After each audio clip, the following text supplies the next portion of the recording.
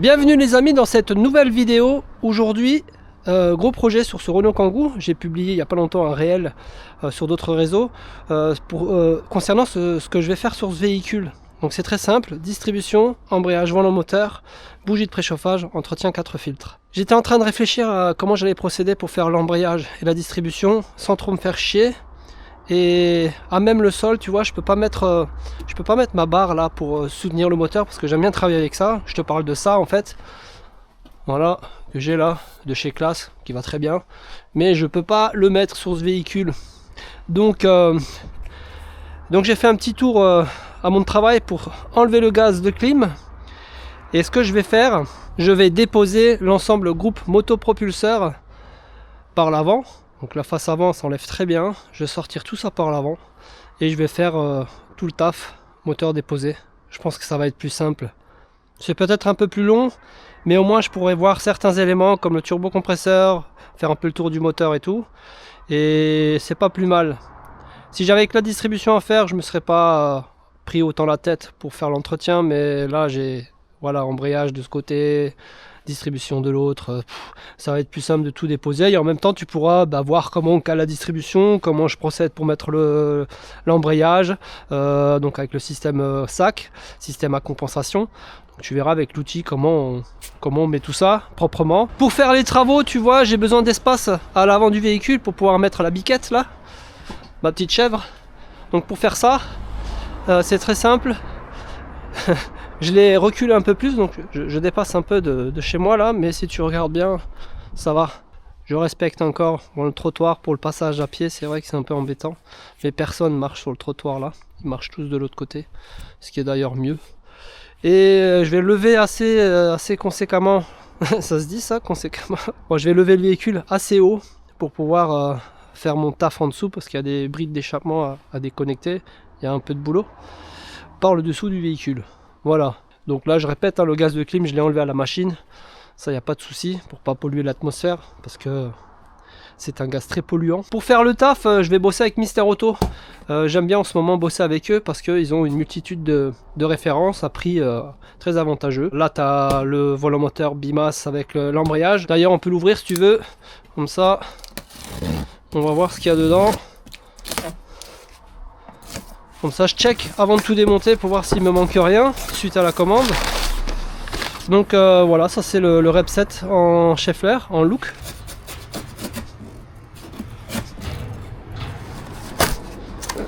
Voilà.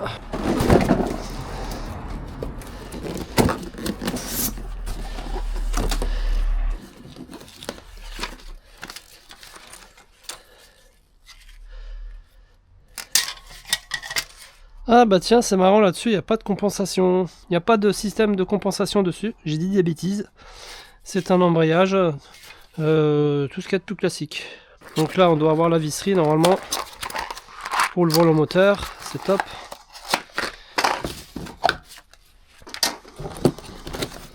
Et là on doit avoir notre volant moteur, voilà, Bimas, bim bim, il est là, d'accord. Donc c'est bien. Bon ben moi je pense que je vais quand même le mettre avec l'outillage pour avoir un serrage homogène. Mais honnêtement si tu l'as pas, c'est pas grave. Là t'as pas de système de compensation. Donc c'est pas grave. Moi je vais quand même le faire pour avoir un appui homogène et faire ça propre et voir comment il fonctionne. En même temps je te montrerai comment ça fonctionne et tu vois à quoi ça ressemble. Là je parle de trucs mais si tu vois pas à quoi ça ressemble, il n'y a pas d'intérêt. Et là j'ai toutes les pièces. Concernant la révision, la distribution, pour les cartons de Mister Auto c'est simple, tu as des languettes ici, si jamais tu savais pas comment les ouvrir, ce qui est très pratique. Voilà. Voilà, donc le kit distri en INA, j'adore, j'aime bien INA, SKF, la poulie débrayable de l'alternateur que je ferai avec le kit accessoire, toute la filtration en pur flux, les bougies de préchauffage en NGK, et le kit accessoire en SKF. Et là on est bien. Ok. Bon. Je vais tout préparer là.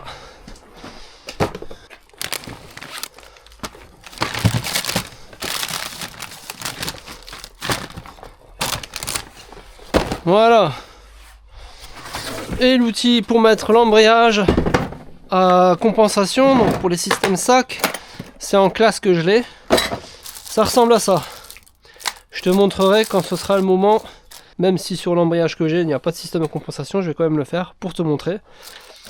Et puis ça fera un serrage homogène, on préservera le plateau de pression. Bon, on a checké les pièces, c'est une bonne chose. Voilà, ça va être la poubelle pour tous les déchets. Et maintenant, il s'agit de lever le véhicule.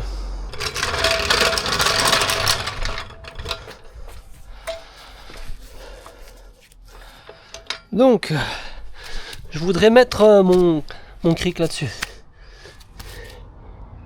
Donc l'idéal, c'est que je le lève un peu à côté.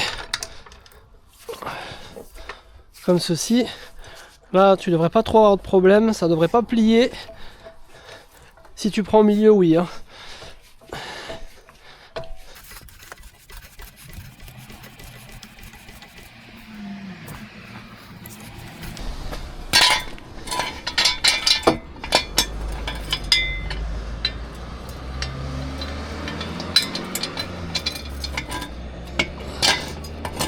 Voilà.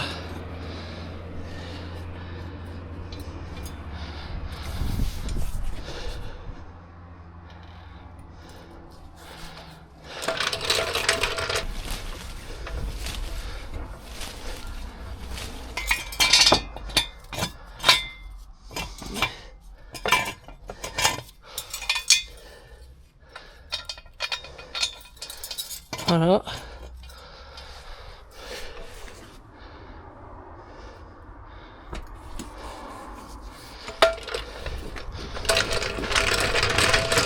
Et là on est bon. Bon, l'idéal ce serait de mettre des cales encore derrière.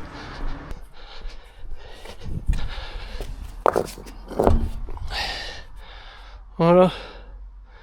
Je suis pas sûr que... On sait jamais, c'est une sécu en plus. Après je mettrai les roues en dessous du véhicule. Voilà, pour être vraiment en sécurité à fond le plus possible. Voilà, ça reste quand même dangereux. Même avec des chandelles. D'ailleurs je peux en mettre deux, hein, des chandelles. Pour être safe. J'en ai plein moi des chandelles.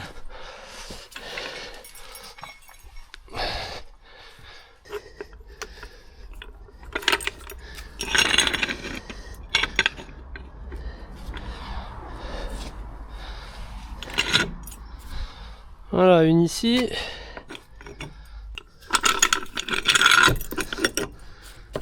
Voilà.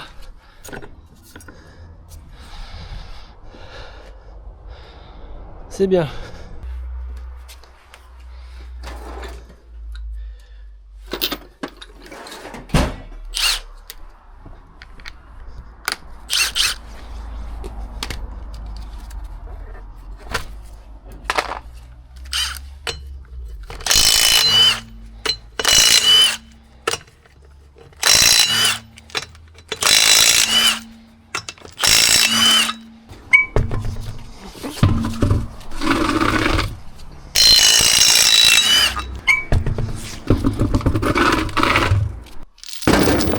Donc là je mets une vis hein, pour préserver les vis de disque là. Je vais enlever les écrous de cardan. Voilà, faut que ça glisse. On va voir si elle est assez puissante. Hein.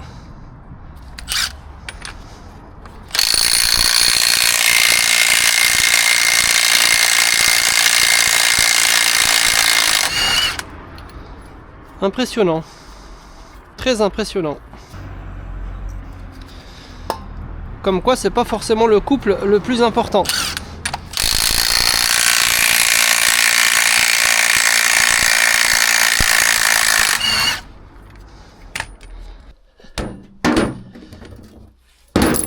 Est-ce qu'il y a un cache en dessous? Oui, il y a un cache.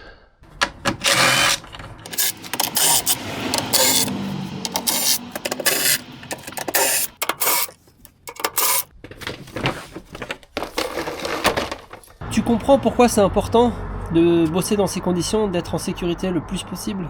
Parce que là je suis vraiment bien en dessous du véhicule. Je te laisse imaginer, c'est pour ça que c'est important. Je le dis tout le temps. 12 chandelles, 3 crics, 12 roues. 24 pavés et tout ira bien.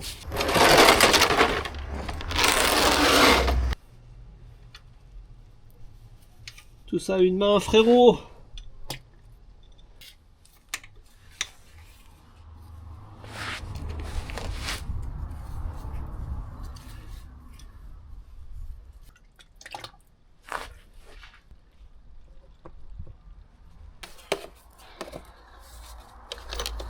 Voilà, on n'oublie pas de l'ouvrir le bouchon pour que ça coule un peu mieux là en bas, pour faire un appel d'air.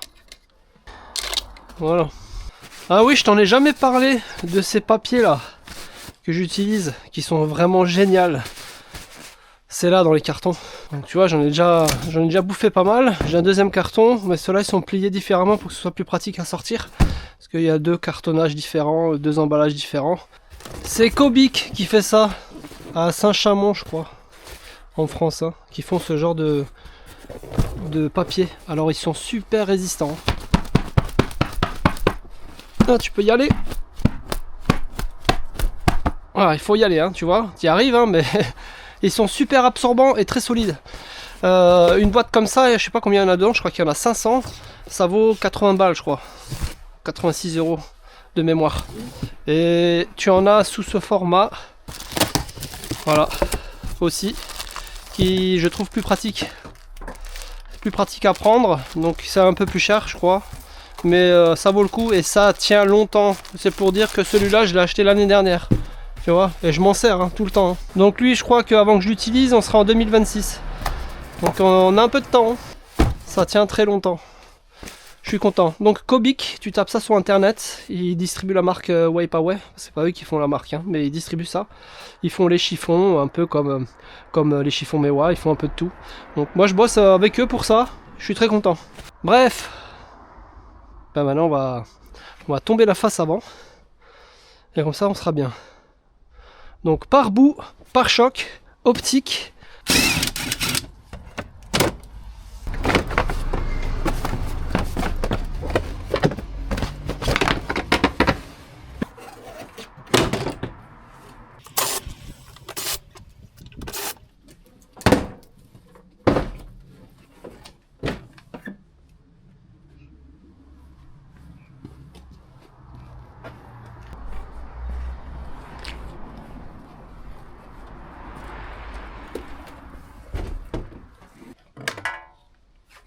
Quand tu as des trucs comme ça volumineux et que tu as la chance de faire un Renault Kangoo, eh ben, tu peux tout mettre à l'arrière.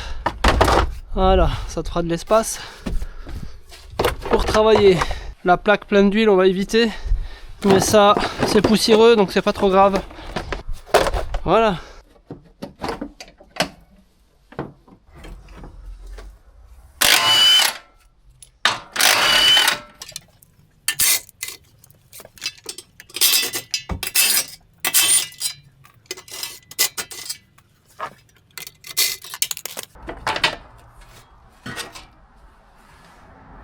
C'est des écopes d'air pour rapprocher l'air directement sur le radiateur. Et là je pense que tu as remarqué un truc là pendant que j'étais en train de démonter ce cache. Je pense que tu as dû le remarquer. Regarde le condenseur. Le con qui danse, bah, il est vrillé. Donc je vais voir avec elle, ça ne veut pas le faire dans la foulée. Et il y avait moins de la moitié dans le circuit. Ce serait pas con de faire un petit test fumigène sur le côté admission parce que j'ai l'impression que il est bien gras lui, hein. Il y a toujours des surprises hein, quand tu fais tes chantiers. Le truc c'est que tu démontes tout, tu sors tout, donc forcément tu vois plus de choses. Bon, avant d'aller plus loin, je vais débrancher la batterie parce que là on va faire un gros chantier avec des connectiques à débrancher un peu partout, donc on va prendre une sécurité. Donc de toute façon quoi qu'il arrive, dès que tu interviens sur le véhicule, partie électrique, même une distrie, bon des fois je fais une distrie, je débranche pas la batterie, mais dès que tu as des connectiques, des broches et tout ça débrancher, pour ta sécurité et pour la sécurité du véhicule et du calculateur, débranche la batterie, hein. Ça sera toujours mieux que de créer un court-circuit, surtout que quand là tu fais une dépose moteur, tu vas enlever le plus permanent du démarreur et tout, l'alternateur, il faut débrancher la batterie. Je l'ai pas fait tout de suite parce que j'ai encore la vitre ouverte. Voilà. Le truc c'est que je vais devoir la fermer à clé. Et j'aimerais bien encore utiliser le coffre pour mettre des affaires. Batterie, boîte à air, tu vois, ça me ferait un gain de place où c'est bon. Bon, on va faire comme ça. C'est pour ça que je l'ai pas débranché tout de suite la batterie, c'est parce que j'ai besoin d'ouvrir les ouvrants, tu vois. Celle-là elle est mal fermée. Ouais, j'ai mis les gros trucs dedans, ça devrait le faire. Là le reste je le mettrai ici. Bon, allez, on la ferme à clé. Voilà. Et on débranche la batterie. Pourquoi je fais ça? Parce que ce véhicule va pas sortir ce soir, on est d'accord? Donc pour éviter toute intrusion, je ferme le véhicule à clé, je la condamne, vitre fermée, en cas de pluie aussi, donc c'est important. Et on est tranquille. Bon, on débranche la batterie. Ça fait 3 fois que je le dis, 3 fois que je le fais pas. Voilà. La batterie. Adios.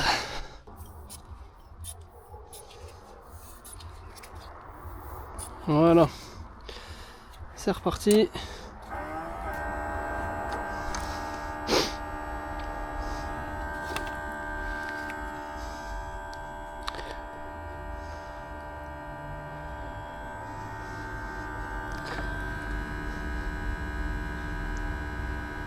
J'ai pas besoin de regarder en dessous parce que de toute manière la fumée elle va monter, hein, donc ça sert à rien de se foutre en dessous.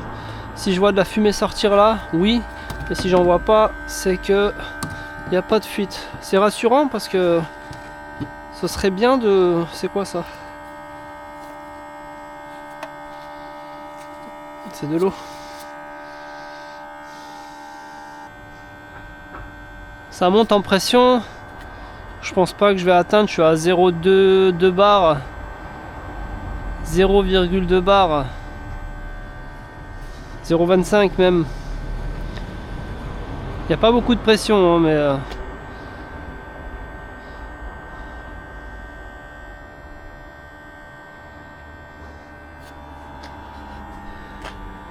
Pour l'instant, c'est étanche.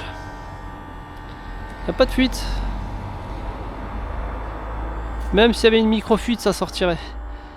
On le verrait. Bon, je dirais qu'on est bon. Pas de fuite. Et ce qui m'étonne, c'est lui là. Lui, il a tendance à fuir. Hein. Il a tendance à fissurer. Ah, regarde. Si, il est claqué là.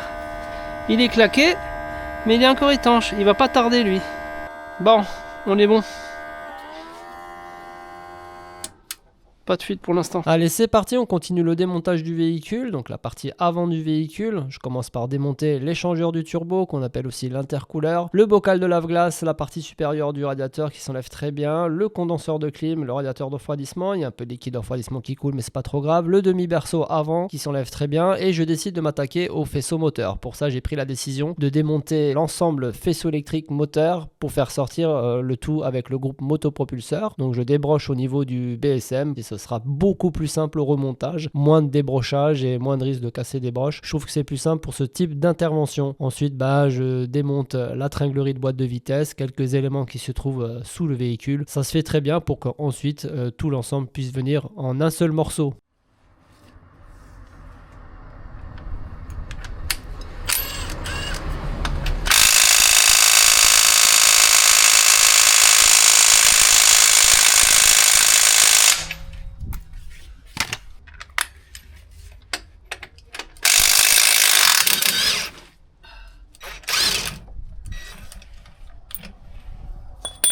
Bon, je vais déjà essayer de le sortir de la boîte.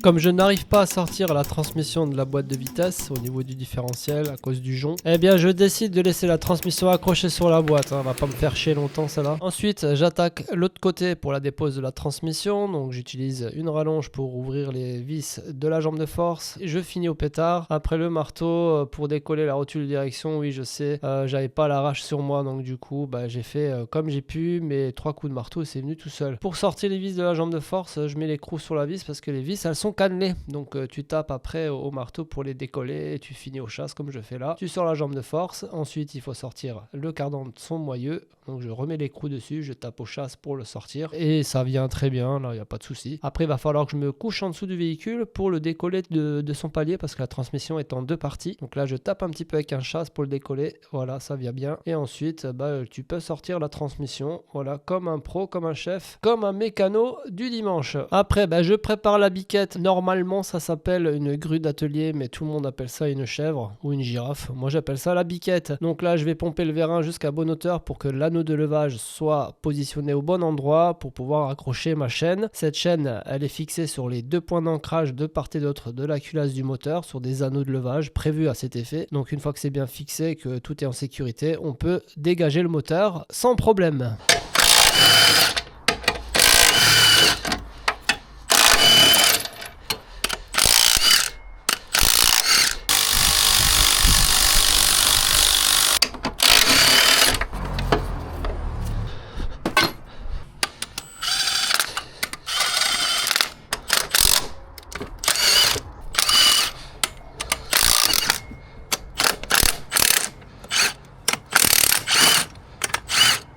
Là normalement tout sort tranquillou.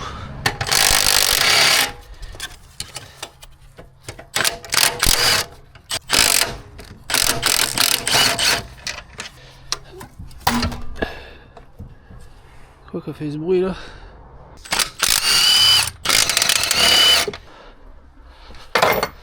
On arrive à la fin de cette première partie avec la dépose de l'ensemble groupe motopropulseur. Là tout se passe bien, tout était débroché, déconnecté. Sans souci, le moteur sort proprement avec les faisceaux qui restent un petit peu accrochés par-ci par-là. Tu peux voir là que la transmission est venue avec, elle est restée accrochée sur la boîte de vitesse. Je vais tenter de déconnecter la transmission avec la barre et un marteau et ça ne vient pas du tout. J'y suis arrivé mais hors caméra.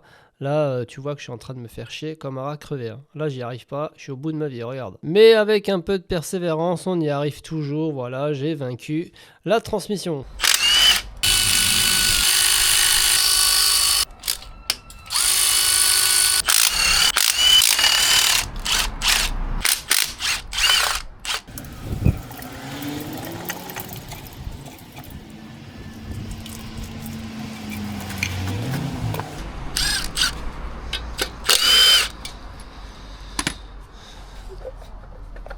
Bon, lui,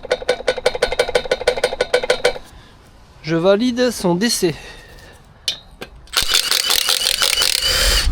Voilà. Lui aussi, il a mangé.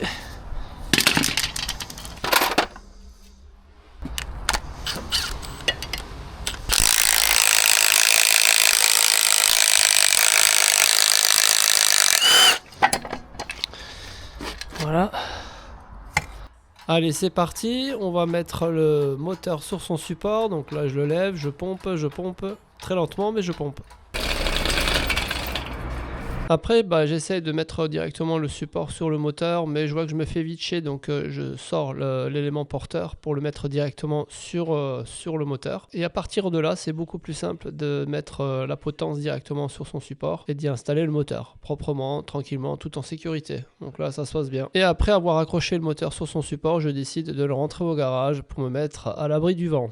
Bon, maintenant, on peut faire la distribution. Bon, c'est assez simple sur le 1500 DCI, ça va bien.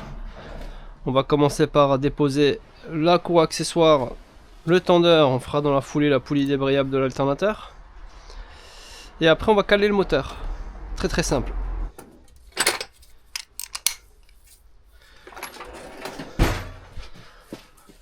Bon, pour ça, c'est très simple. Il faut détendre notre petit tendeur. Aussi simple que ça, hein. C'est un tendeur automatique, tu vois. Et tu enlèves la courroie. Voilà. Pétard. On récupère la vis. Voilà. Ensuite, ça c'est très simple. Elle est déjà pété ce cache. Voilà. Tous les mécanos connaissent cette petite merde qui est toujours chiant à enlever. Enfin, quand t'as l'habitude, après ça va quoi. Mais c'est vrai que c'est pas ouf. Voilà.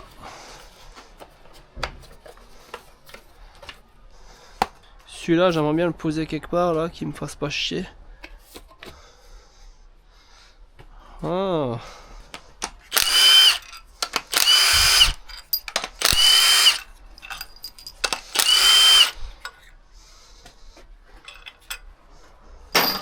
Ça va tout seul, hein.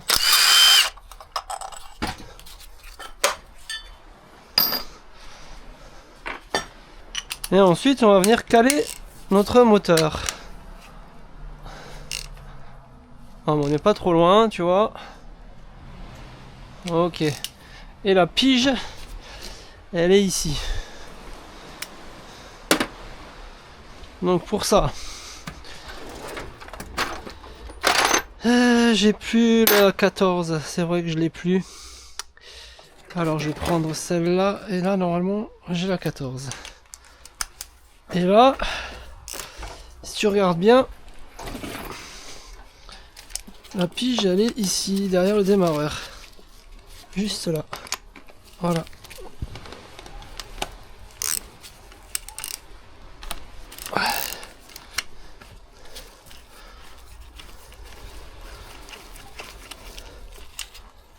Voilà.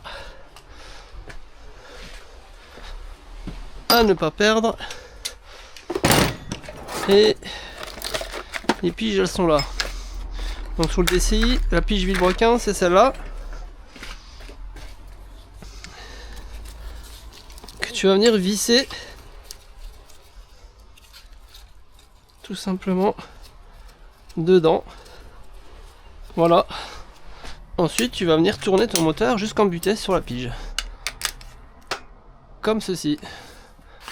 Et ensuite, tu viens y mettre ta petite pige.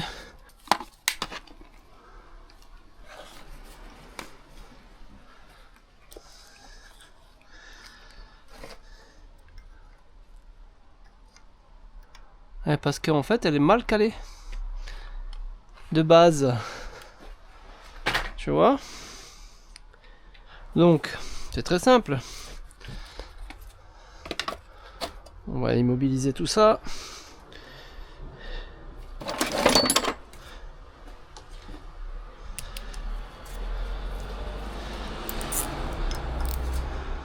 Voilà.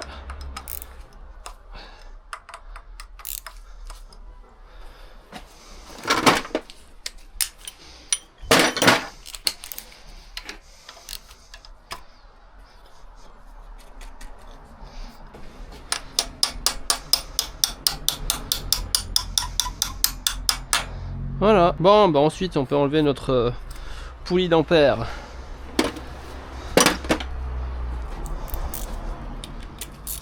On resserre ça.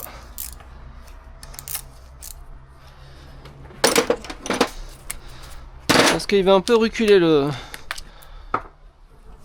Villebrequin.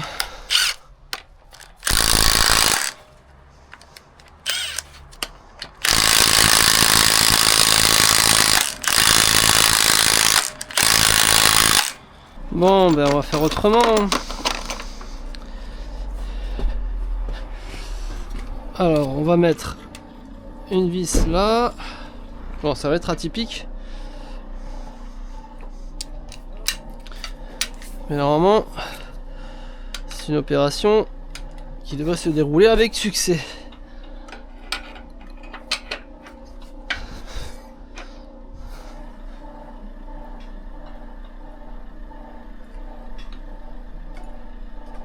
Voilà.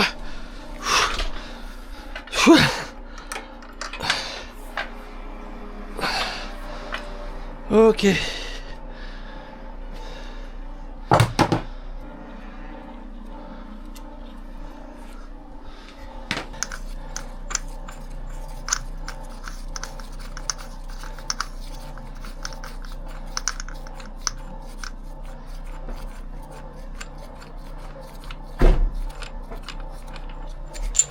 Ok.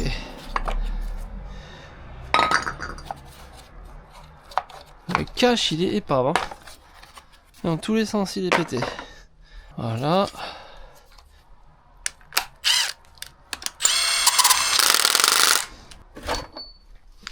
Et on peut enlever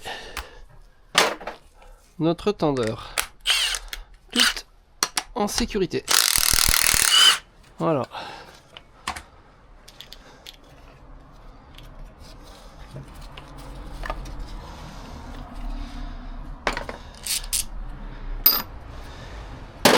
On vérifie qu'on est toujours bien embuté. Tu vois.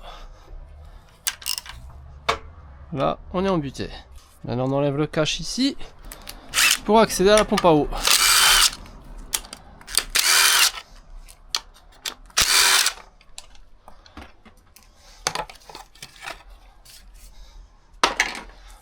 Voilà, ça va peut-être un peu couler. Hein.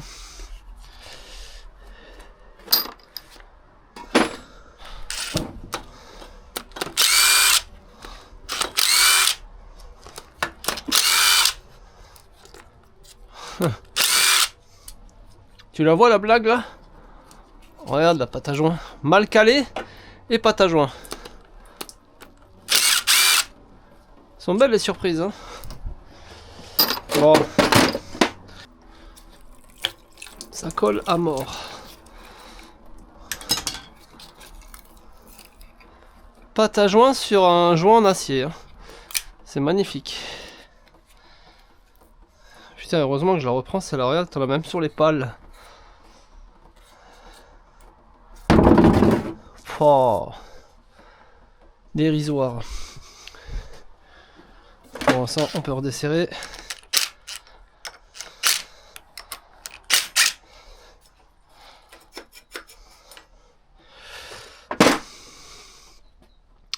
Et on va tout nettoyer.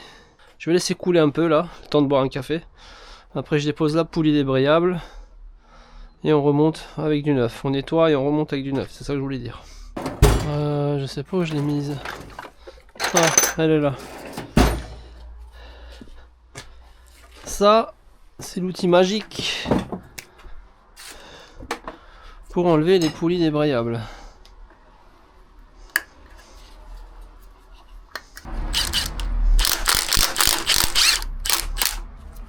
Voilà, je vais regarder quelque chose avant d'aller plus loin là. Quelque chose qui m'intrigue.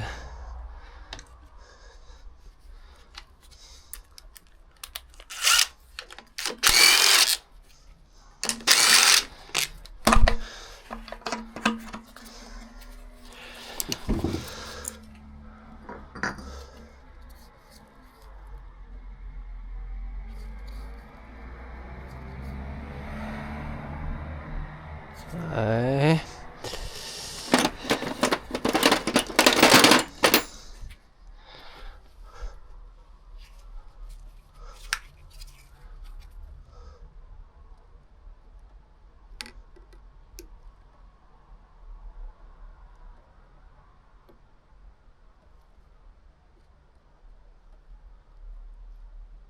Oh, il n'a pas de jeu. Pas de jeu axial. Légèrement. Ça c'est normal parce que c'est sur bain d'huile.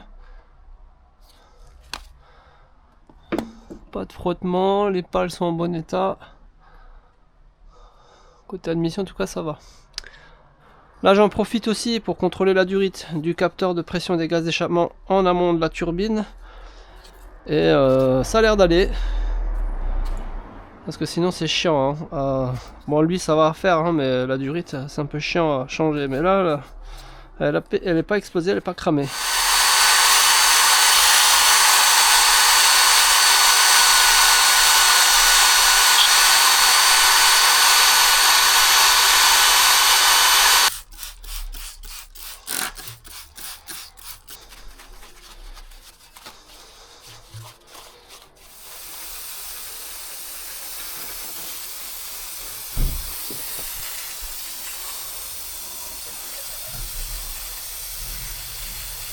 Opération nettoyage. Là on y arrive mieux quand même sans la poulie.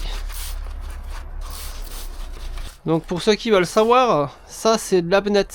Et c'est l'Abnet R. Comme Racing. Non, comme surpuissant. C'est le plus puissant des Abnet. C'est le bidon avec l'écriture rouge. C'est le plus puissant. Donc tu achètes ça en bidon de 5 litres et il te donne un pulvé avec là.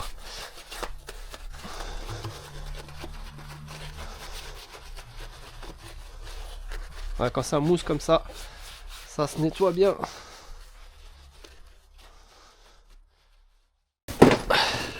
Le kit distribution en INA. Voilà, une courroie. Moi, ce qui m'intéresse, c'est la pompe à eau pour l'instant. Voilà, j'ai une boîte pour mettre des vis maintenant.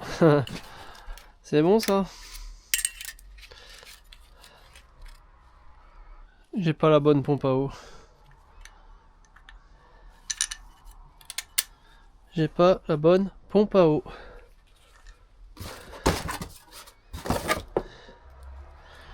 Fais chier. J'ai pas le bon kit. J'ai pas le bon kit. Eh oui, j'ai pas la bonne pompe à eau, frérot.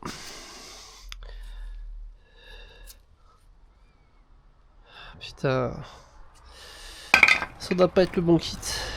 Bon, en attendant que je reçois voilà, la nouvelle pompe à eau, parce que j'ai pas la bonne, on va monter la poulie débrayable. Et j'ai pas la bonne non plus.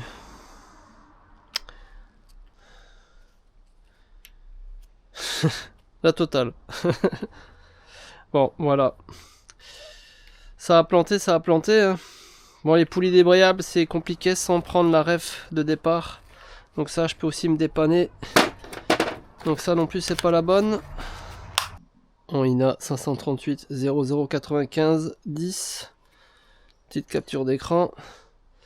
Et je vais appeler mon fournisseur local. RF, Roussillon freinage à Elne. Voilà. Quand ça capote, ben on fait comme ça. On trouve toujours une solution. Hein. En local aussi, il se plante. Hein. Donc voilà. Bon, ben stand-by. 1h moins le quart. J'ai 1h15 à attendre avant que ça ouvre. Et en attendant, ben, je suis bloqué. Ben, on va ranger un peu le bordel. Ça, je vais en avoir besoin, donc je débranche pas. Chier. Alors oui, ça fait partie des aléas dans ce métier, que ce soit un fournisseur sur internet ou en local, tous les deux peuvent se tromper et là pour cause qu'il y avait une tannée de références correspondant à la poulie débrayable d'alternateur, ça je peux comprendre, même moi je me plante. Pour ce qui est du kit de distribution, tu pars avec une ref d'origine, tu vas chercher, des fois t'as pas la bonne correspondance sur Renault Parts, donc ça arrive, c'est pas une faute professionnelle, c'est qu'aujourd'hui les standards de logiciels et d'équipementiers font que il y a beaucoup plus d'erreurs qui se font parce qu'il y a trop de références correspondant au même véhicule. Voilà, ça fait partie aujourd'hui intégrante du métier. C'est pénalisant pour le technicien ou c'est pénalisant pour l'entreprise, mais ça fait partie aujourd'hui du quotidien d'une entreprise d'avoir pas les bonnes refs, pas avoir le kit tout de suite, la bonne référence de pompe à eau par exemple. Mais après, tu peux te sortir de cette panade en commandant les deux refs si tu sais que tu as deux montages, à condition oui que tu saches qu'il y a deux montages. Donc ça c'est encore une autre histoire. Mais voilà, c'est pour dire que c'est pas la faute de Mister Auto ou du fournisseur local, ou c'est pas de leur faute, c'est qu'ils travaillent avec des outils informatiques et qui travaillent sur un standard aujourd'hui qui fait que rien n'est fiable à 100%, même dans le magasinage des pièces. Voilà, c'est comme ça aujourd'hui. C'était mon petit communiqué de presse, hein, si jamais. Là, j'ai bossé comme un journaliste pour vous révéler la vérité et les dessous de ce métier qui est quand même aujourd'hui relativement chelou. Hein. Merci d'avoir regardé cette deuxième partie. La troisième partie arrive très bientôt avec le remontage de la distribution et tu verras un peu comment on peaufine une tension de courroie et un calage aux petits oignons avec une synchronisation parfaite. Voilà, gros bisous, à bientôt, ciao.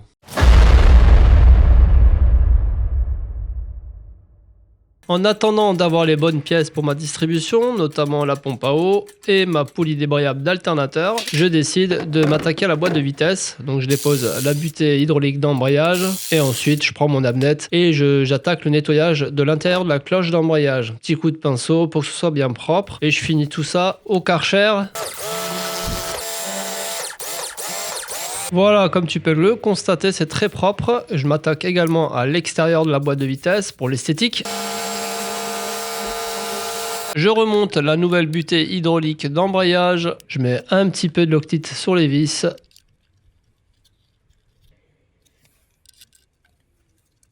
Je m'assiste de la visseuse, ma petite DeWalt qui fait très bien l'affaire.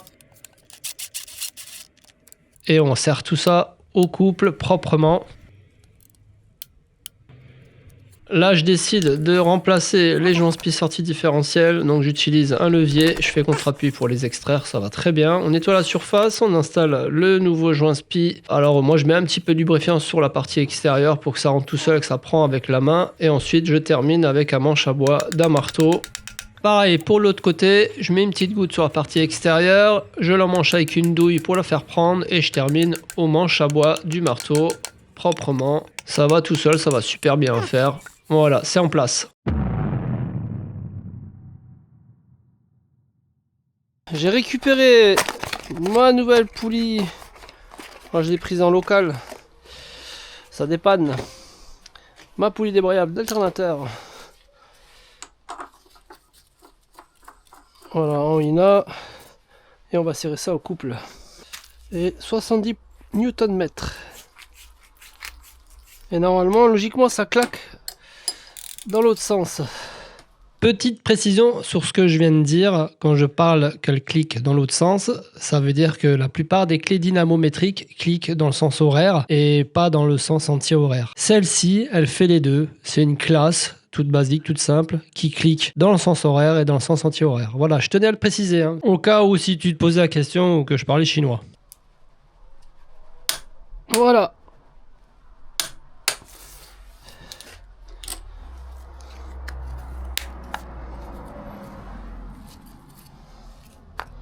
Parfait.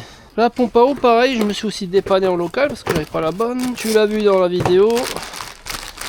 Et là, j'ai la bonne. En Daico, par contre, ça me va bien. En Daico, j'aime bien aussi. Daico, ils ont breveté la courroie bain d'huile. À savoir. Bon, ils savent faire des pompes à eau, ils savent faire des distries. Ça, faut pas se le cacher. Un joint au papier. C'est très bien.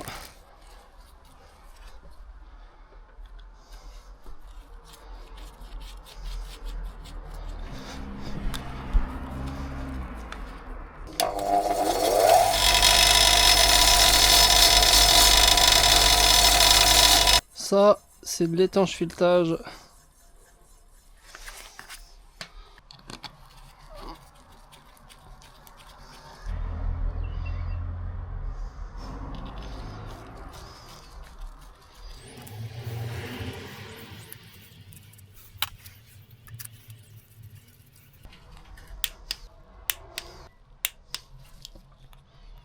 Et ensuite, on y met notre poulie. Voilà.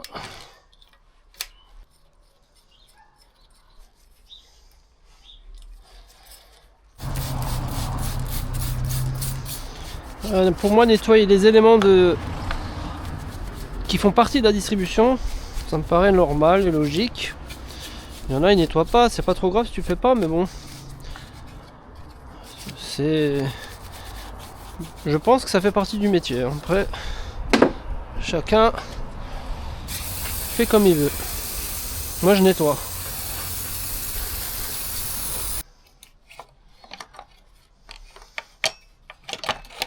Voilà.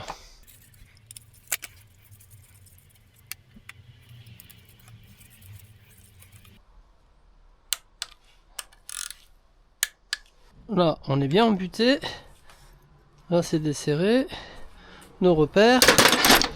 Ensuite, le nouveau tendeur.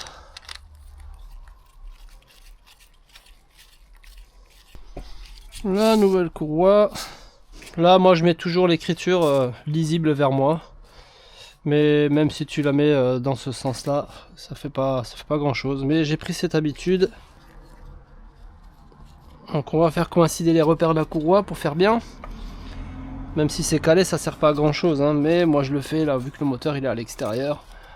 Histoire d'être aux petits oignons. Je voudrais quand même rajouter un petit point sur ce que je viens de dire concernant les repères de la courroie. Oui, il y a quand même un intérêt d'utiliser ces repères, notamment pour caler la pompe HP. Celle-ci a un point de calage. Ça ne joue pas sur le fonctionnement du moteur, mais ça permet de trouver son point d'équilibrage par rapport à la synchronisation de la distribution pour les effets d'acyclisme. Voilà, ça aussi son importance concernant les vibrations de celle-ci. Donc il y a un point de dureté sur le fonctionnement de la pompe HP, du moins qui provoquerait des vibrations sur la courroie. C'est pour ça qu'elle a un point d'équilibrage, un calage par rapport à la synchronisation de l'arbre à cam et du vilebrequin. Si tu ne cales pas la pompe HP, alors je dis pas que c'est pas trop grave, mais le moteur démarrera quand même si c'est pas calé, ça va démarrer. Mais tu auras probablement des problèmes de vibration du côté de la distribution.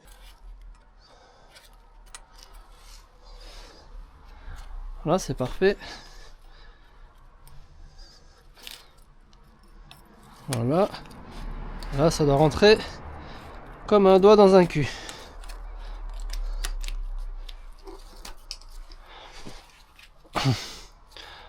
Pour être poli. Voilà, repère, repère et repère. On va tendre la flèche dans le sens anti-horaire et on serre à fond. Voilà, là il tourne plus, donc c'est bon. Et on revient en arrière. Voilà. Tu verras qu'en serrant, il va s'étendre.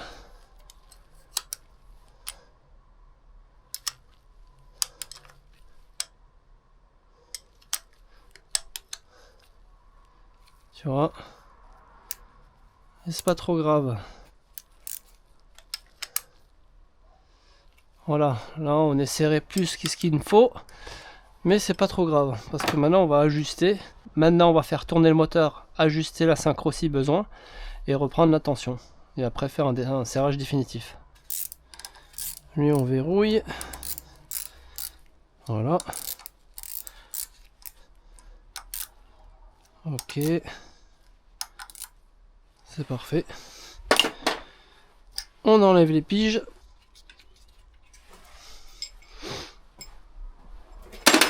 Et là on fait tourner le moteur. On vérifie une dernière fois les repères. C'est bon, la tension c'est bon. Ça c'est serré. Et on tourne.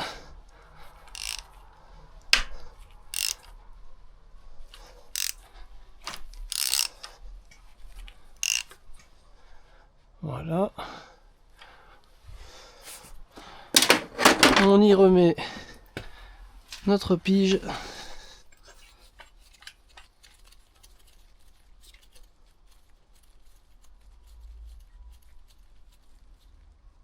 Voilà. Et on va se mettre en butée. Voilà. Et là, logiquement, la pige d'arbre à cam devrait rentrer toute seule. Sinon, il faut réajuster. On va réajuster un tout petit peu.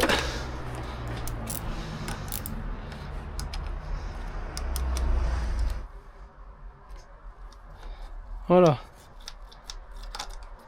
Ça, c'est parfait. Et maintenant, on reprend la tension, voir comment on est là. On n'est pas bon.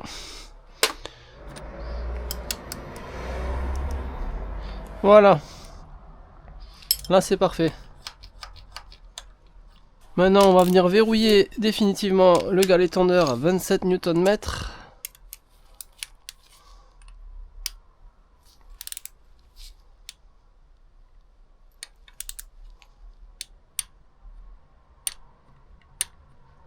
Et un petit coup de Picasso.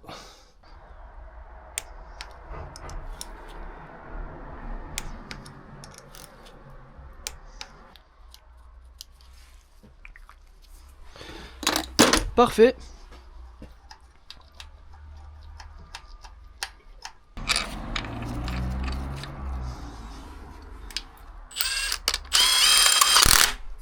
On va faire une dernière petite vérification.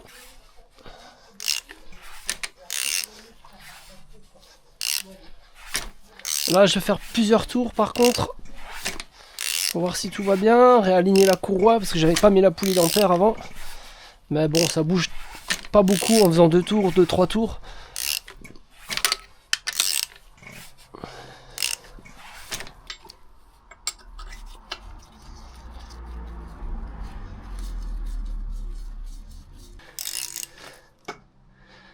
Voilà, là on est en butée. Et lui,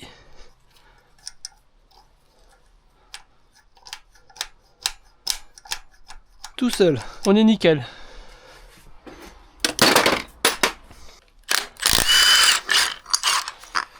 Voilà. Et là on est nickel.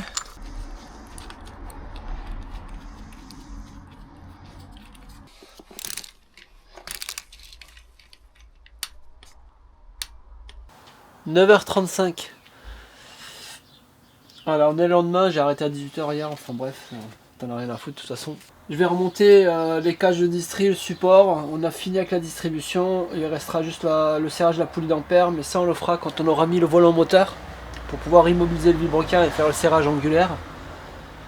J'ai rebouché le trou de pige, tout ça c'est serré au couple, tout est prêt, et maintenant on va remonter les caches que j'ai préalablement lavées, parce que je supporte pas monter des pièces dégueulasses.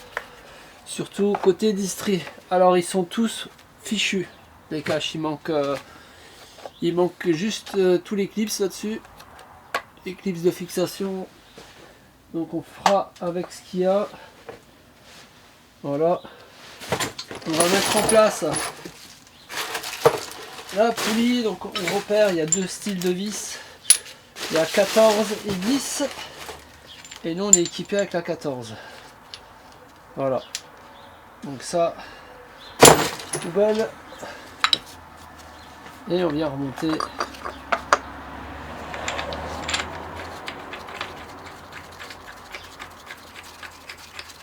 notre poulie d'ampère. On va juste venir mettre la vis en contact, voilà. Voilà. Pas plus parce qu'il y a un serrage au couple et après un serrage angulaire. Ok.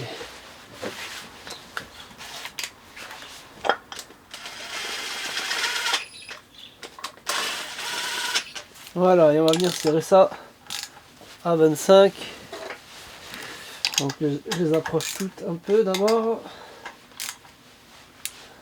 J'ai eu l'excellente idée d'utiliser mon Sony A7 IV pour pouvoir filmer cette séquence, et comme tu peux le voir, le focus est à chier parce qu'en fin de compte je suis au premier plan, donc ça focus sur mon bras et pas sur le moteur. Donc je suis désolé pour la qualité d'image du moteur parce que là tu vois pas grand chose, tu vois flou. Enfin bref, là tout ce que tu dois retenir dans ce passage c'est le serrage au couple du support moteur qui est pas serré très fort, entre 25 et 30 Nm ça suffit, c'est des vis de 8, tu serres ça pas plus fort. Normalement ce cache il est en un morceau.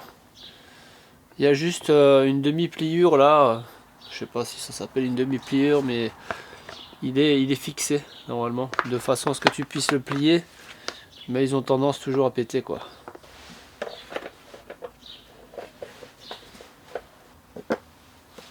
Ça c'est bon.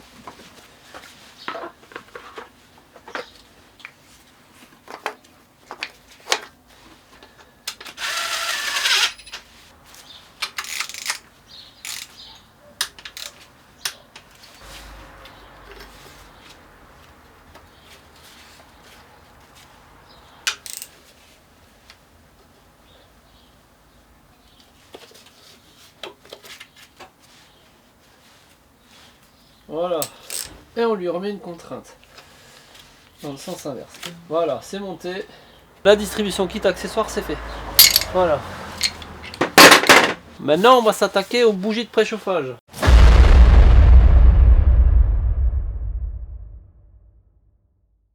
On commence cette vidéo avec le remplacement des bougies de préchauffage sur le K9K, sur le 1500 DCI. Donc la distribution est terminée, là je m'attaque au remplacement des bougies de préchauffage. Donc je dépose le cache supérieur, donc c'est un cache en plastique où il y a 2 vis de fixation et 2 agrafes de part et d'autre du cache. Il y a une gaine électrique qui est agrafée sur ce cache, cette gaine passe à côté du volet papillon de turbulence. Il suffit de dégrafer et le cache s'enlève tranquillement. Et ensuite, on accède au faisceau des bougies de préchauffage qu'il faut dégrafer. Je parle des bougies de préchauffage, hein. Vous affolez pas les mecs. Je dégrafe que les faisceaux électriques, hein. Des fois un soutif, mais... enfin bref, n'écoute pas les bêtises que je raconte. Alors, je serais tenté de te dire... On va commencer par la plus chiante. Je fais toujours comme ça, moi. Tiens, du coup, lui, on va l'enlever. Il gênera peut-être un petit peu moins. Voilà. Ok. Avec les doigts, tu oublies, hein. Sauf si ça a été démonté avant. Voilà. Et voilà. Maintenant, c'est l'instant de vérité. L'instant de vérité, frérot. Je tente le desserrage de la première bougie de préchauffage et là déjà ça pue la merde, hein. Ça pue la merde parce que j'arrive pas à la desserrer. Bon, alors en même temps j'utilise le petit cliquet 1/4, donc je me suis dit je vais prendre le cliquet 3/8 avec la rallonge, le réducteur qui va bien pour pouvoir mettre la douille adéquate pour la bougie de préchauffage, et je me dis peut-être avec un peu de force j'arriverai à la débloquer, parce que des fois il suffit juste d'avoir un peu plus de force. Et là je me lance avec ce cliquet, et est-ce que ça va passer ou pas?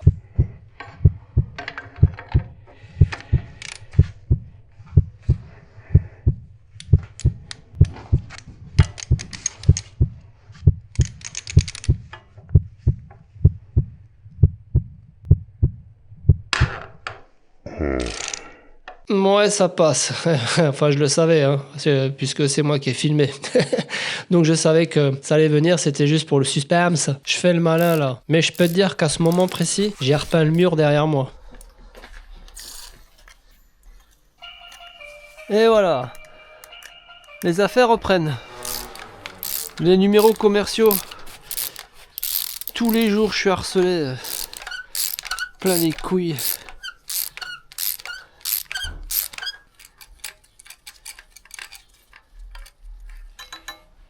Voilà. Bon, ensuite, pour les 3 autres bougies de préchauffage, j'ai pas besoin de te faire une trilogie d'images pour ça s'est passé relativement bien. Le desserrage s'est déroulé sans encombre, ça va super bien. Tu vois que là, je suis en mode croisière, une main dans la poche, et le cliquet dans l'autre, ça va tout seul. Bon, quand je dis une main dans la poche, je pense que t'as remarqué que sur les images, il y a mes 2 mains là, donc c'était une expression, si jamais tu voulais faire un commentaire qui dépasse l'entendement. Faut que j'arrête avec ces putains de com en voix off. Mais c'est tellement satisfaisant, ça donne une espèce de pouvoir aux images. Mouah.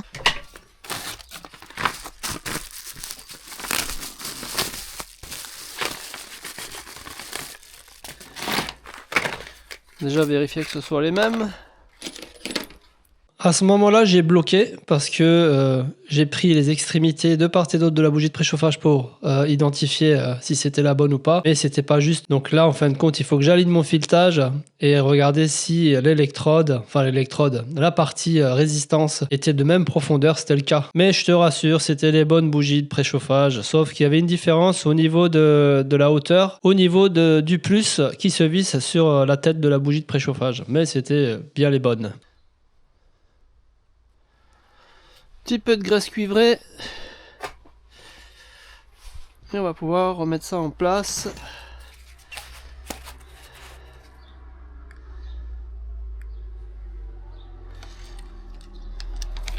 Voilà.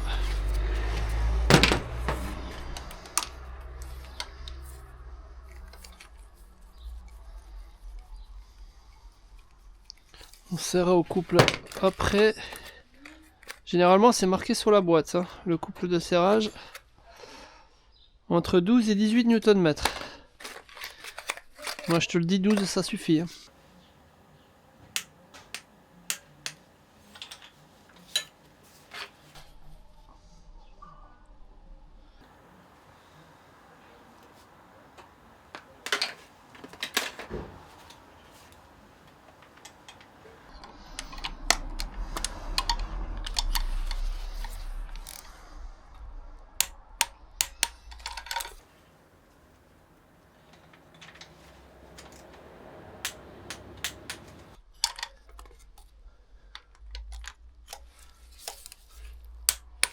Allez, c'est parfait.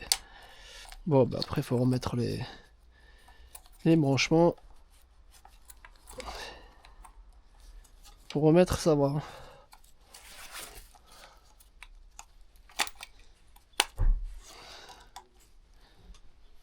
Voilà.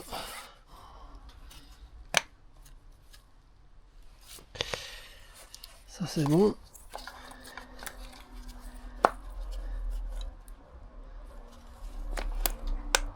Ça c'est bon. Et ça c'est bon. Parfait.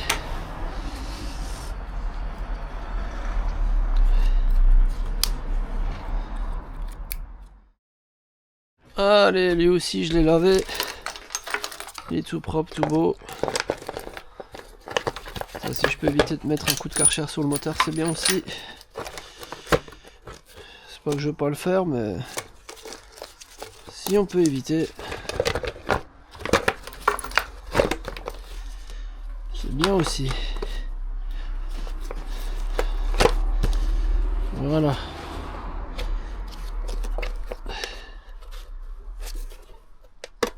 Voilà.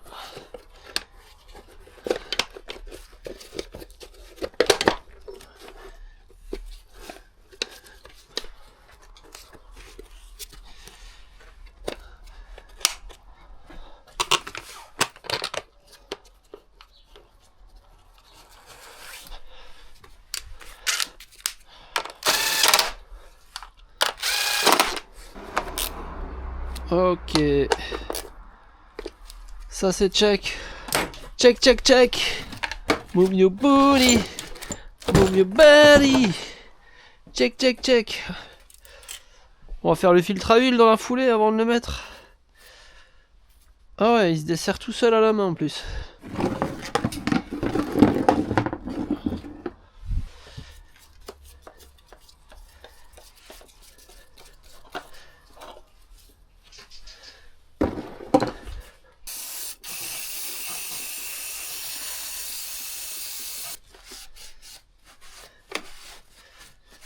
Voilà, propre. Filtre à huile en pur flux. Comme d'habitude.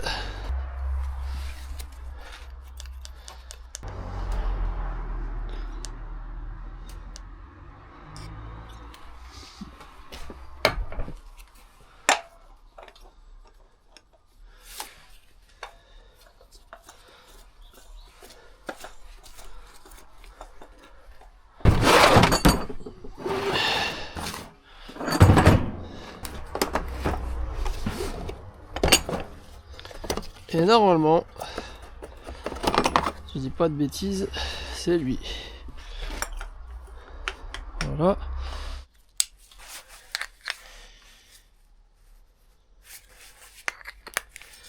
Alors un filtre à huile, c'est 15 Nm. Hein. Filtre à huile en métal comme ça, en cartouche acier.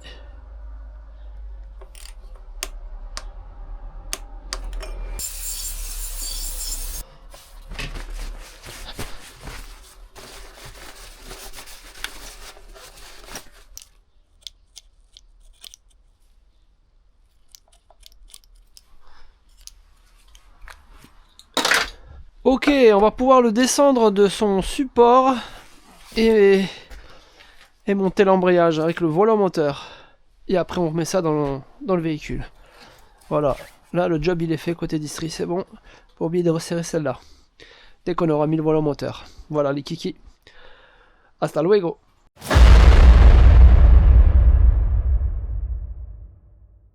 Alors avant de changer mon joint spi là, parce que je vais le changer, tu vois qu'il fuit là. Tu vois là c'est dégueulasse. Je vais d'abord tout nettoyer là. Et après coup de Karcher. Et je remplace la bague.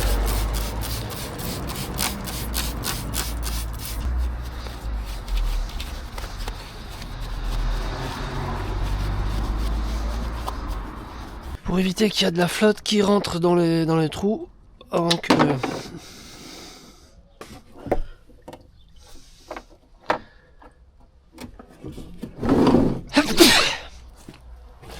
Pour éviter que pendant que je fasse mon coup de... Putain, on casse les couilles. Bon, la vidéo commence sur des chapeaux de roue, j'éternue comme un malpoli et j'ai 2 bras gauches. Ça annonce la couleur de cette vidéo. Tu vas te régaler. Pour éviter qu'il y a de l'eau qui rentre dans les trous là du vilebrequin pendant que je passe mon coup de Karcher, je vais remettre les vis provisoirement, les vieilles vis. Voilà.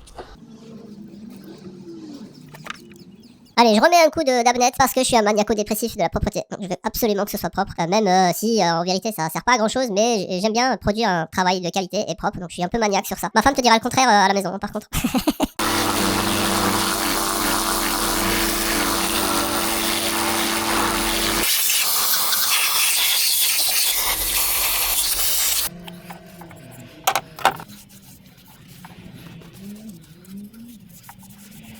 Le nouveau joint spi, normalement il est avec l'applicateur. Voilà.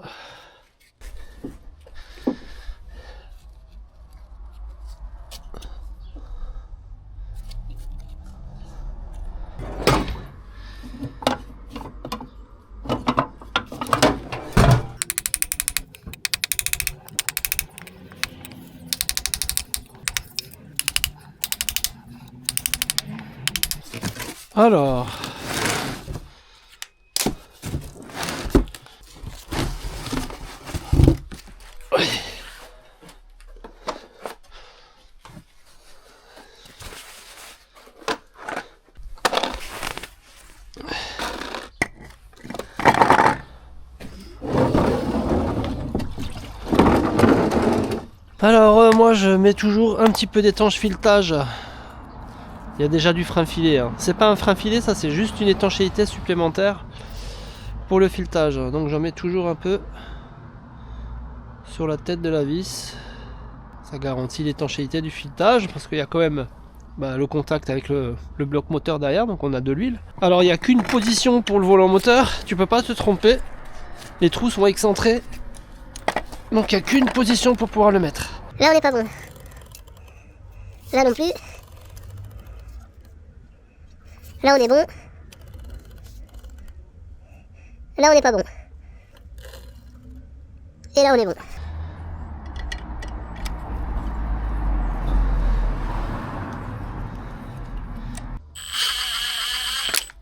Voilà.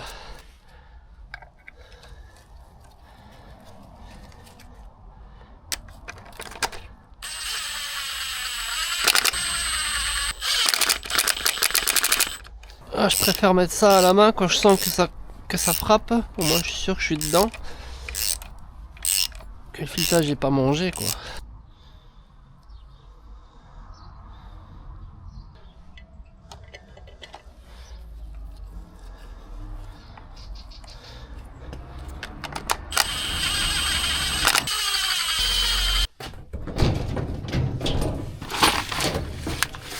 Alors après je m'étais fabriqué ça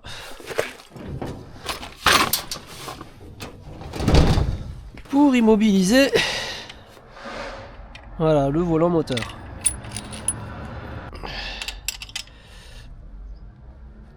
Voilà.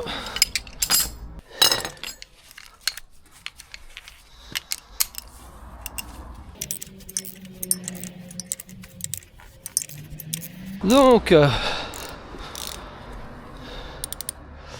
le couple de serrage, c'est 20 Nm et 36 degrés plus ou moins 6.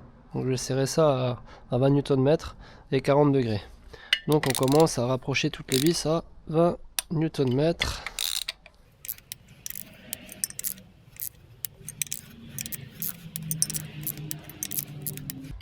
Allez, on fait le tour.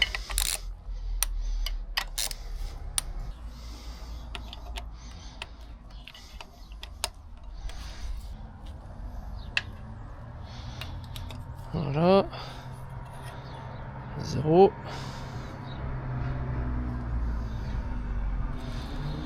Et 40 degrés on a dit. Hein.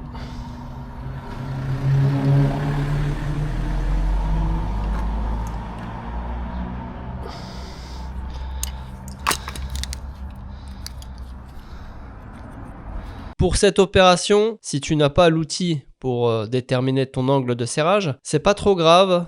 Ici, l'angle de serrage préconisé, c'est 36 plus ou moins 6 degrés. Grosso modo, moi j'ai pris la décision de serrer ça à 40 degrés. 40 degrés, c'est plus ou moins la moitié d'un angle de 90 degrés. Donc tu te mets un petit repère, tu détermines l'angle 90 degrés et tu divises par 2 et tu es à peu près à 45 degrés. Tu enlèves un chouïa pour être grosso modo à 40 degrés. C'est moins précis qu'avec l'outil, mais on a une marge de 6 degrés d'erreur. Faut pas te prendre la tête avec ça, tu peux parfaitement le faire sans l'outil. Moi je l'utilise. Si tu l'as pas, tu peux te démerder comme je viens de te l'expliquer. Après, si tu veux pas te faire chier à mettre un marquage, tu te repères par rapport à la position de ton levier ou de ton cliquet. Donc tu le mets en vertical et tu sais qu'à la moitié de 90 degrés, bah tu es bon. Moi je fais aussi comme ça quand je mets pas de marquage. Petite astuce du jour ou de nuit.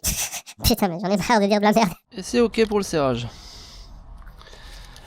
Bon, moi ce que je fais toujours, c'est que je déglace la surface.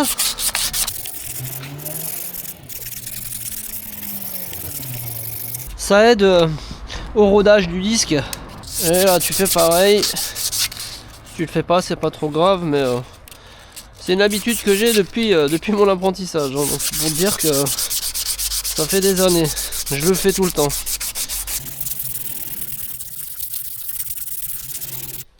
Parfait. Gearbox side. Gearbox side, ça veut dire côté boîte. Donc il est monté comme ça.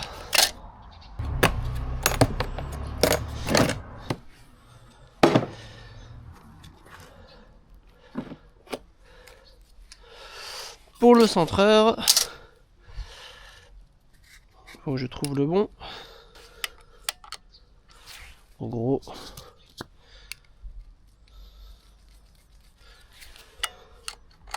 ouais, ça c'est parfait. Tu vois, lui il va pas. Par contre là, je peux mettre du Chatterton.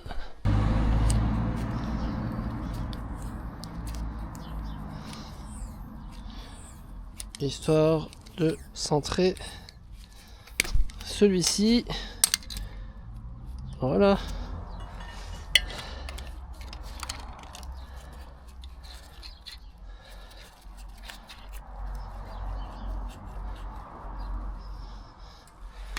Ok.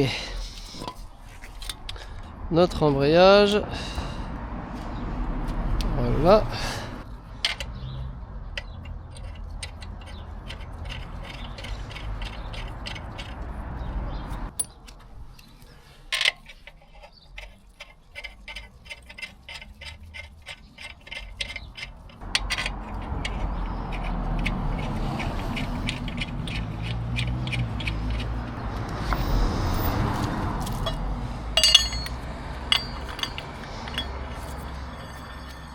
Voilà.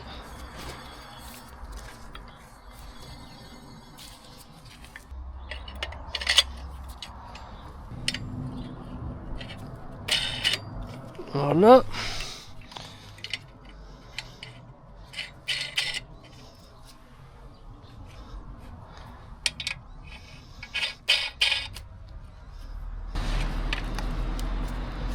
Voilà. Mais après, il n'y a pas besoin de prendre des clés pour serrer les vis. Hein. Tu fais ça comme ça. Et là, on va comprimer le diaphragme, tout simplement. Pour plaquer notre embrayage. Et après, on mettra les vis. Et c'est bon. Montage en bonne et due forme.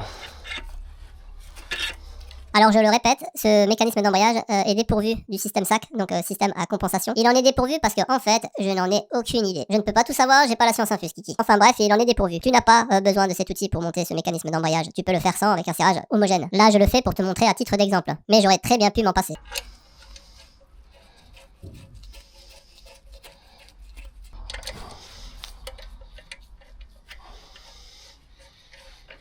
C'est parfait, et tu viens libérer ton embrayage. Voilà.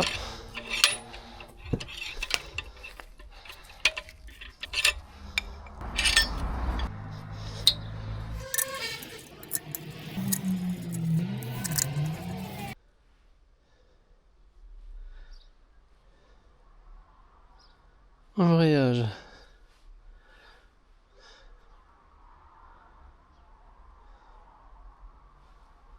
15 Nm, plateau de pression.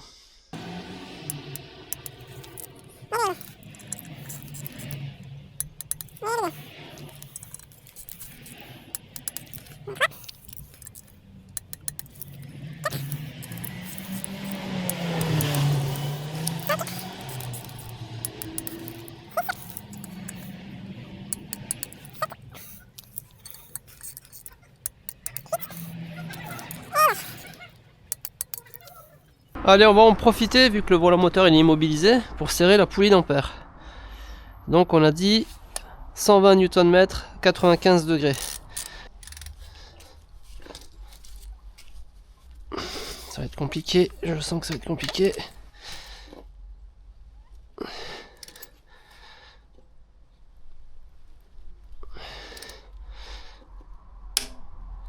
Maintenant les 95, 90 degrés quoi. Je vais pas prendre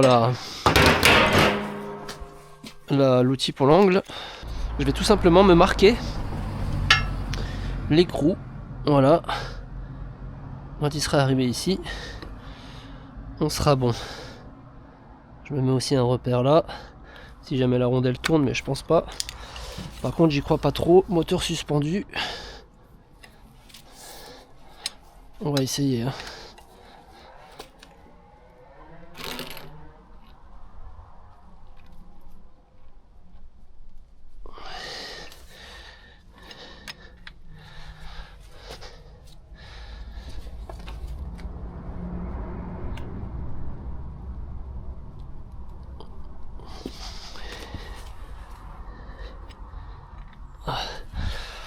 Lentement mais sûrement.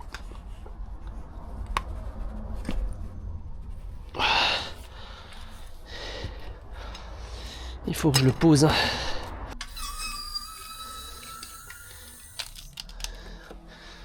Voilà. Pour te la faire courte, en fin de compte, j'y suis pas arrivé aux 95 degrés, même pas 90. Je me suis arrêté à 80 degrés à peu près, 85. Impossible d'y arriver, c'était tout à fait normal et compréhensible vu que le moteur est suspendu sur la chèvre. Là, c'est pas ouf comme taf, mais j'avais pas trop le choix. J'ai pas l'outil d'immobilisation en plus pour le volant moteur, même si la boîte est dessus, il y a un petit passage et une petite lumière où tu peux installer l'outil. Je l'ai pas, donc j'ai fait mon max comme ça. Alors je te rassure que 120 Nm plus 80 degrés, la poulie d'ampère risque pas de se barrer. On n'est pas sur le couple constructeur, je suis d'accord avec toi, mais on a un serrage qui met en sécurité quand même le système de la distribution. On y était presque, on va laisser comme ça parce que je pense qu'on pourra pas faire mieux. Voilà. On a dû faire 85 degrés, manque 10 degrés. Bon, c'est pas trop grave. Parce que je t'avouerai que même si tu le serres au pétard, ça suffit. Mais je voulais vraiment m'approcher le plus possible du serrage préconisé par le constructeur. Voilà, on peut dire qu'on n'est pas trop mal. Là, je pense qu'on est bon. Bon, on va mettre la boîte de vitesse.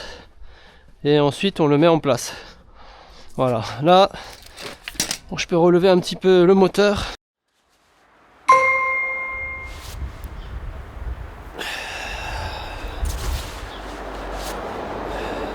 Jour 3, j'ai traîné, mais j'ai eu des bonnes raisons pour ça. Attends, faut que je cale la caméra, elle est un peu bancale là. Je vais remonter la boîte de vitesse. Là tout est prêt, comme tu as pu voir, j'ai resserré la poulie d'ampère. Oh, je suis fatigué. Hein. Je disais quoi, j'ai resserré la poulie d'ampère. J'ai mis le volant moteur et l'embrayage, j'ai tout serré au couple, les vis ont été changées au volant moteur. Et maintenant on va remettre la boîte de vitesse. Voilà, ça c'est le projet. Et ensuite, ça, faut que j'arrête de faire là comme farine de blé. Mais c'est pas lui qui a inventé ça en mettant les mains devant là. Tout le monde faisait ça déjà avant. Il a dit lui-même dans une vidéo que c'était pas lui qui avait inventé ça. Il avait pris ça d'un mec américain, je crois. D'un américain qui faisait des vidéos. Ça non plus, il l'a pas inventé. Allez, c'est parti pour la séance de sport. Là, j'engage la boîte de vitesse. Bon, ça n'a pas été facile parce que j'avais le démarreur derrière qui me gênait un petit peu. Je l'ai pas remarqué tout de suite. Donc là, je force comme un babouin, mais je n'y arrive pas. Au bout d'un moment, j'ai trouvé le problème. Je désengage le démarreur derrière qui faisait chier et je remets la boîte en place et là, ça rentre parfaitement. Notez le style à ce moment-là. Quelle force titanesque.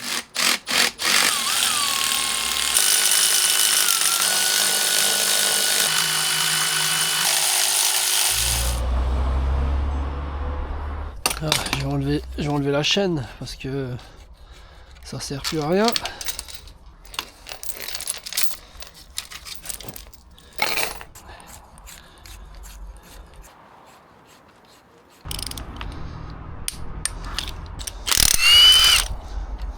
À ce moment-là, je remarque qu'il y a quelque chose qui va pas, notamment les vis de tour de boîte. J'ai dû les mélanger un petit peu, je retrouve plus leur position. Donc là, je perds un peu de temps, je ressors les vis, je remets les vis, je ressors les vis, je remets les vis. Bref, je retrouve leur position et je serre ce putain de tour de boîte.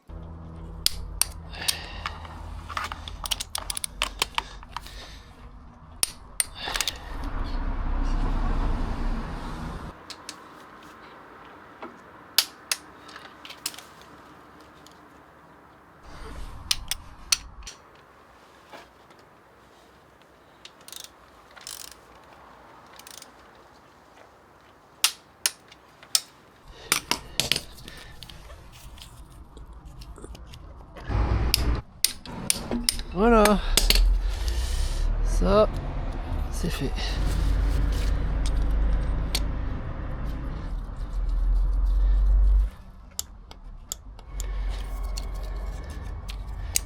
Voilà, ça ici.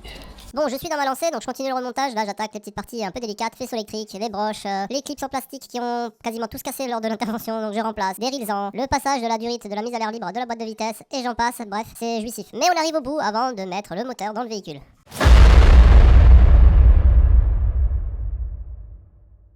Ça y est, c'est prêt à aller dans le véhicule. La boîte est en place, tout est vissé, tout est serré au couple. Alors, il y a un nom pour cette opération. Alors, c'est surtout à l'usine. Ça s'appelle le mariage. Désolé si t'as pas été invité au mariage. Mais t'as rien loupé, il n'y a pas de banquet. Pour moi, c'est la partie la plus intéressante et la plus satisfaisante à ce moment-là, c'est de mettre l'ensemble groupe motopropulseur dans le compartiment moteur. Donc ça rentre assez juste là-dessus. La plupart des véhicules, ça fonctionne plutôt bien par la face avant. C'est beaucoup plus délicat de le faire par en dessous ou par le dessus. Là, le fait que la face avant soit déposée, c'est beaucoup plus simple. Mais il y a quand même des petites subtilités, des câbles, des durites peuvent gêner. Et un moteur avec une boîte ensemble, ça pèse très lourd. Donc lors du passage entre les deux longerons, tu peux effectivement casser des éléments, même importants, qui peuvent te ralentir lors du travail. Donc là, tout se passe bien. Là, je suis en train de faire mon petit job tranquillou. Là, tu vois, je fais le beau gosse. Alors mine de rien, c'est assez long. À ce moment-là, on a l'impression qu'en un quart d'heure tout est réglé. Non, là il y a un peu de travail, c'est délicat. Tu prends ton temps. C'est à ce moment-là que c'est le plus important parce que si tu fais une connerie, il faut que tu ressortes tout le bazar. Et je pense que t'as pas envie à ce moment-là de tout ressortir une fois que tu t'es bien fait chier à faire un truc propre. Et comme dirait l'agence Tourisque, j'adore quand un plan se déroule sans accroc.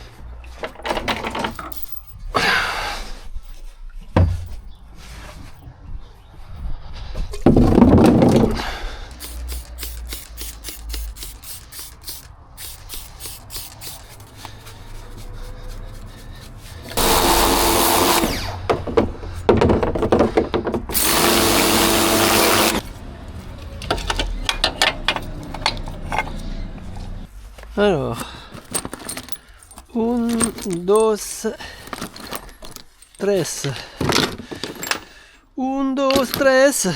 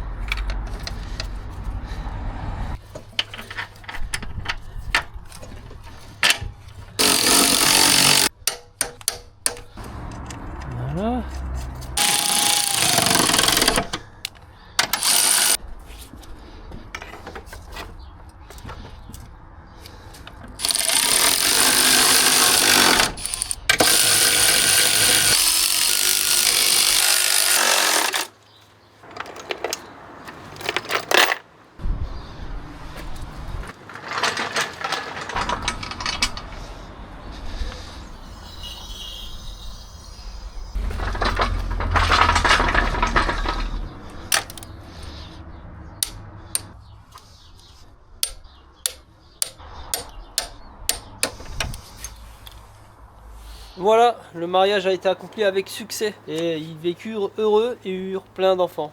Je vais t'épargner tout le remontage du demi-train et tout ça là. Ça j'ai déjà montré des dizaines de fois et je te reprendrai lors du premier démarrage et du test routier tranquillou quoi.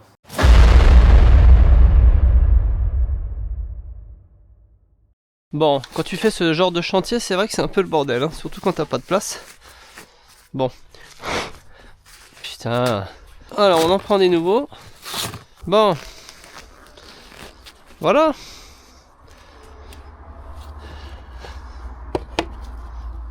Allez. Yako. Yako lolo, yako lolo.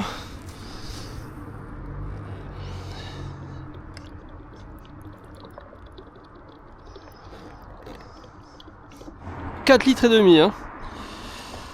On va quand même vérifier qu'il n'y a rien qui coule en bas. Hein. C'est bon signe. Tu sais, tu te dis, est-ce que j'ai mis le bouchon de vidange? Ça m'est déjà arrivé, hein, dans le garage, de faire une piscine. Ça m'est déjà arrivé quelques fois, bon, il y a longtemps, mais d'avoir oublié de mettre le bouchon de vidange et de mettre de l'huile, jusqu'à ce que je le sente au niveau des godasses. Il y a un problème. Ouais. Ça m'est déjà arrivé. Il est pratique ce petit entonnoir, hein, franchement, pour les DCI là. Bon, j'ai changé le filtre à air, le filtre à gasoil. Donc le filtre à gasoil, je l'ai amorcé, hein, mais ça va pas démarrer peut-être tout de suite. Si c'est bien amorcé, quelques tours moteur et ça démarre. Hein.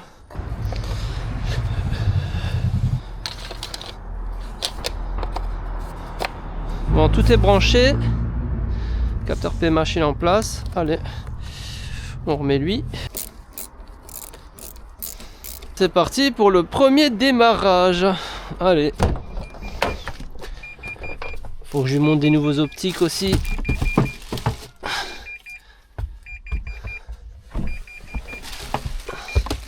L'embrayage, ça dit quoi? Bon, la pédale elle chante un peu, mais ça c'est parfait. Allez.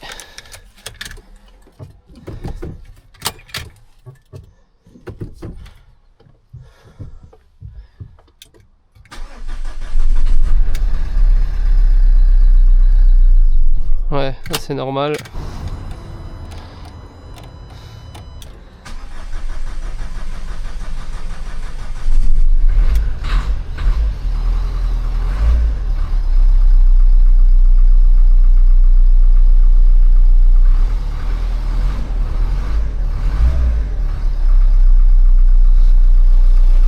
Faut rouler avec, mais ça va.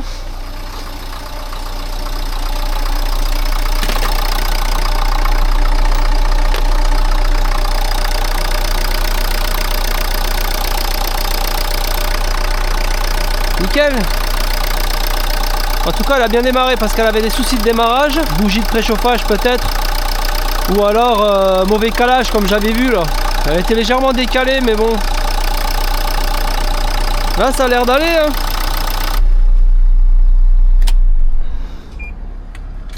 C'est une bonne nouvelle.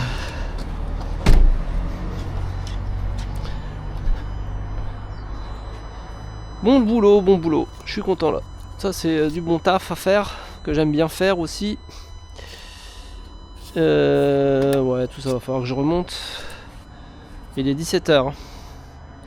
J'ai bien bossé. Le condenseur, on va le laisser pour le moment. C'est vrai qu'il faut minimiser le budget. Il fuit pas pour le moment, mais bon. Quand tu fais déjà ce genre de boulot, il y en a pour un paquet. Il faut faire ce qui est prioritaire. Il faut aller avec le budget du client. Et voilà, on essaie de respecter ça. C'est pour ça que j'ai réparé ça, mais putain, je suis pas sûr. Il a pas l'air de sécher lui. Hein. Il devrait sécher normalement lui au bout d'un moment.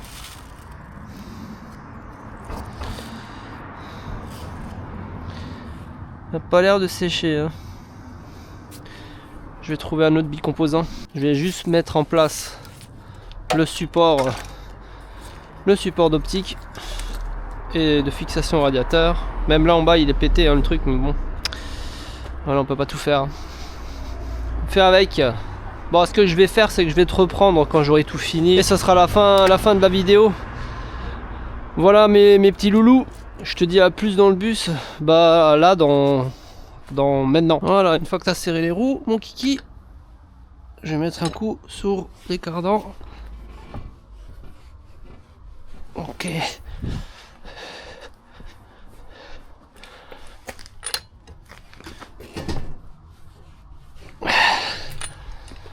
Allez. En fait, tu me feras penser qu'il faut que je range tout le bordel là. Là, j'ai refait le bicomposant. C'est mieux. Hein. Au moins, ça préserve la canalisation pour éviter qu'elle se fende. Ça viendra, hein. Surtout là, au niveau de la soudure. C'est là la faiblesse. Bon.